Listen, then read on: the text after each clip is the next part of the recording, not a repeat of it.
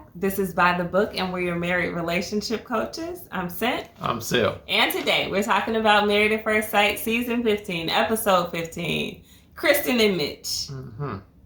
Let's talk about why dogs need father figures. There's too many broken doggy homes out there. Apparently. And apparently, wedding rings, wedding bands are optional. Now they are. Yeah. Now they are. Who knew? We don't know that. Yeah, still. we definitely don't know. So, look, guys, this episode starts off with Krysten and Mitch pretty much getting back from the couples trip. Mm-hmm. And they're in a good space that we didn't see coming. At least I did not see it coming. Mm-hmm. And, Kristen's asking him, did you have a favorite part of the trip? And almost on cue, Mitch was like, you were my favorite part. Yeah. He's saying things that 2 weeks ago you couldn't have dreamt of Mitch saying. Mm-hmm. Like he's saying those little cupcakey things that most women like to hear. Mm-hmm. And I'm like, oh, he's gonna sap on us. But that's what Krysten wants. So, I mean, I'm in her corner. You know what I mean? Like, that's the type of thing that she wants, that she needs. Yeah. The type of affirmation. Going sap, though? Yeah. Okay. Go ahead. Carry on. So, unfortunately, he has to turn right back around and go on to a work conference.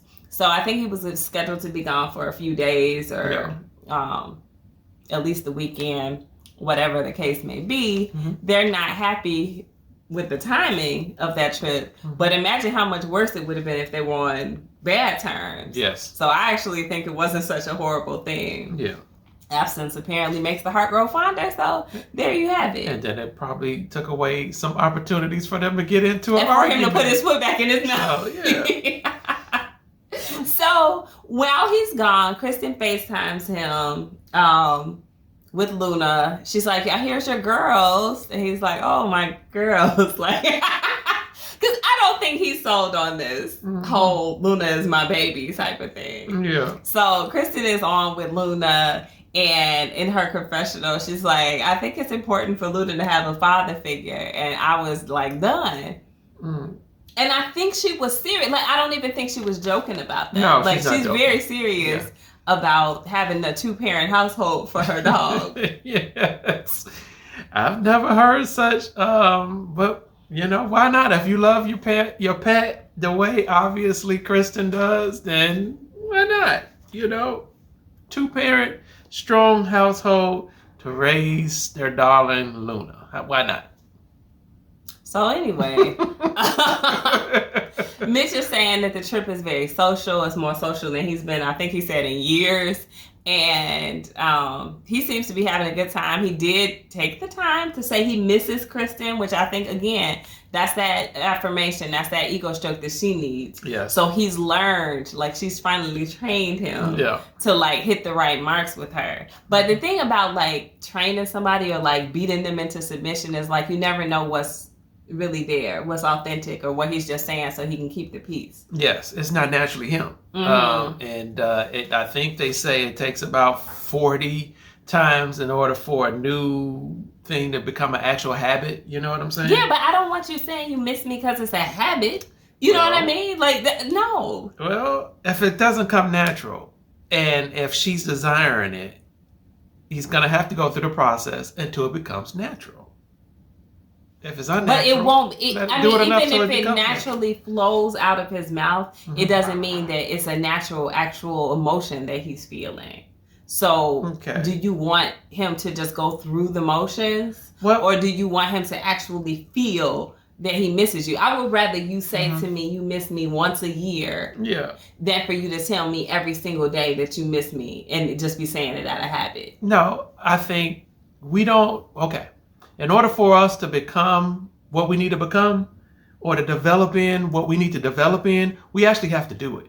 And so he has to actually hear himself saying it repeatedly, even if he's not feeling it at that particular time. But in order for him to develop in it, he actually has to do it. So if he says it, he will feel it. Is that how that goes? I mean, it's possible. I mean, what do you guys think about that? We haven't talked about this off camera. This is a brand new topic, and I'm like, It doesn't work for me. Like, that's why I don't say a lot of things. I talk a lot on here, and I know I seem like, chit-chatty, but I'm not. I have few words, like, in a lot of scenarios. Like, we can sit up and talk. Yeah. We can sit up and talk about, like, events and TV shows, but when it comes to, like, feelings, I don't talk a lot. I'm a woman of few words, so I don't understand this whole, convince yourself that you're in love with somebody. Convince yourself that you miss somebody. No, I didn't say convinced that you're in love. I didn't say that. I'm saying, but what she's asking for affirmation, okay? And that does not come natural to him. And so he's willing to provide that for her. But since it's not his natural thing, he has to do it to develop in it. That's all I'm saying. It's almost like you are a lawyer. And in order for you to become proficient at what you do, you have to do it, to develop in it. You just don't wake up one morning and be like, I'm a lawyer. No, you go to school, you go through the process, and then you begin to practice. Then you develop in it. That's what you do. And that's he's developing his skills in affirming her. That's what he's doing. I don't want to belabor the point because this could turn into his own sidebar. Good. But I feel like if his emotions aren't there, him acting it out, and practicing it, whatever, it doesn't resonate with me. So anyhow, Mitch moves on. He gets back, and they seem very happy to see each other. They have like this beach date planned, and Mitch he's usually pretty open, and he's talking about, how his experience was. They had karaoke. He does a little snippet from Jay-Z's Frat. I'm gonna need him to just stop with the rapping. But Krysten notices that he doesn't have his ring on. And he's like, oh, sorry, I can be married again. And she's like, so you weren't married on the trip? Yeah. What was going on? I was really expecting for things to just blow up. I really was. And we did talk about this very briefly. He took off his ring. Krysten wasn't that thrilled about it, but she also wasn't that upset about it, which, my husband was expecting that most people, maybe at least women, but I think people in general, to be upset about that. But I don't think Krysten fears his infidelity as much as she just fears not really being liked and loved and appreciated by him. So him taking off his ring wasn't a symbol that he was going to go out and cheat on her, So I think that's why she wasn't flying off the handle about it. Yeah, I guess so. But if he's not a person who's ready to cheat on her, it could be a person that's saying, I'm not ready really to be married to you either. So we'll see. And then we talked about this too, and you guys let us know what you think about this point. My thing was, he probably, not to excuse it, I do think you should wear your wedding ring, but this is an experiment, right? This is an 8-week experiment. And before you go out declaring to everybody that you're in a marriage, they're in week 7? Yeah. You're in a marriage that may end in a week. Why not just keep that to yourself? See if you still married in a week and a half, and then you can tell everybody. Because at the end of that 8-week period, it's not only up to you if you stay married, but it's up to the other person too. So even if he's like, I would like to stay married, and Krysten says no, well, now he has to go back to work and not have a ring on and explain to everybody why I was married last week, but not this week. That's just, maybe he's probably a pretty private guy, and he don't want people in his business like that. Yeah. That I can get. Probably. I don't think it's still all that good. I mean, I already said, it's hard for me to kind of sometimes draw the line between the married at first sight thing and then a real marriage thing. And so, I don't know. It's just bad business, I think, for a husband or a wife to be removing their ring, especially if they're going out of town in a way. But what if we may divorce next week? Honestly, again, I already said it's hard to make the I know, but still, I mean, still bad business. Just imagine if I thought we may or may not be together next week, I wouldn't be chomping at the bit to tell people, oh, look, I'm married. Look at my ring. Mm-hmm. And then next week I may have to be like, oh, I'm unmarried. I'm sorry. I lied. That was a mistake. It just, no. I get it. I definitely get it. So they surf.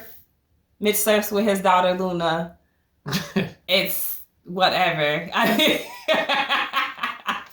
But when he talks to Krysten, you know, he's kind of trying to reconcile, I guess, his former life, you know, whatever social activities he had, his single life, with this new married life. And I think that is challenging for him to think about and wrap his head around, like, okay, in a week, when I really do have to wear my ring around my coworkers and stuff, you know, how is this going to be for me? This hasn't been a standard marriage. We haven't been living in one of our homes or something like that. You know, it's been a lot of intervention and process to it, cameras following them around. But if at the end of this 8 weeks they both say yes, then he's got to be ready for it. And I think he's feeling that discomfort. Yeah, of course. I mean, he's having a hard time blending, you know, and we see that blending thing really come into play when you have like someone that has children, you know, or both people may have children, and having to blend the family together. But Mitch doesn't have that. He just has his own Mitch life, and he's having a hard time trying to blend his life with Krysten's life. I understand it, but it probably shouldn't be as difficult. But you know, they faced a lot of challenges. What I'm saying now, I think that he really does like her, and he wants to envision what that life looks like. But it's just hard. He's 41. He's been single for all this time, and he's like, "Oh man, like this is going to be a huge change." And am I ready for this? It's a quick turnaround. Yeah. You know, going from single to being married and then having to decide if this is a permanent thing in 8 weeks. Yeah. Yeah. That's huge. I get it. So the two of them meet up with Alexis and Justin and play ping pong. And they're like in awe of how Justin can play ping pong so easily. And I'm like, his wingspan is like the long width of the ping pong table. Like, of course he's good at ping pong. Like, but you still gotta have the skill to get it back on the table, though. So you can have the wingspan. I don't know. And you gotta have the hand and eye coordination too. Get a man his props. Ping pong's not hard. You just won't get. Ping pong is not a hard game. You would not get Justin. Forrest Gump was good at ping pong, y'all. Okay. It's not hard. I'm done. Go. What happened after the ping pong? So Krysten kind of put him on the spot. She asked in front of Alexis and Justin if he wore his ring the whole time, which then he admitted that he didn't. And he made like big jokes about it. About, you know, I didn't wear that, but I wore I can't say that on the video. No, you can't say that. Something around his private parts, you know, but... Okay, I'll keep it to myself. Yeah. But y'all heard it. Y'all know what it is. Yeah. I couldn't believe that he joked like that. But I think that's just his awkward type of humor. Yeah. They seemed like they were somewhat expecting him. You know, nobody was as surprised as I was. Me too. So they were okay with that. But on a more serious note, they did get to talking about, you know, decision day, you know, what that looks like. Of course, Alexis and Justin are going through their thing with their decision day concerns. But likewise, you know, Krysten is saying she wants for Mitch to be at a place where he's saying, now that I've had you in my life, I can't imagine it without you. And that the yes is definitive. Yeah. You know, everybody wants to get to that definitive answer at the end. Yeah. Nobody wants to be left like twisting in the wind. Very true. Very true. And so since they're having these conversations on camera, you can only imagine how many conversations they have in behind the scenes and off camera. It has to be something that they're talking about constantly. Yeah. Yeah. So she thinks that he'll say it. I think Alexis was like, or I don't know if it was Alexis or Justin, but it's like, what if he says it and he doesn't really mean it? And I guess Mitch is constantly on truth serum because she's like, well, if he doesn't believe it, if he doesn't mean it, he can't say it. Like, he won't be able to say it. Yeah. So if she gets those utterances out of him for him saying, you know, what she needs to hear, and he doesn't want to be without her, then she'll be confident going into decision day, saying yes and expecting a yes from him. So I guess that's where they are. I mean, a better place than I expected them to be, certainly 2 weeks ago. So let us know what you guys think. You know, have they made it 180 degrees from where they were 2 weeks ago? Maybe. We'll see. Heaven help them. That's all I got to say. All right, guys. Like, share, comment, subscribe. And we'll talk to you soon. Bye.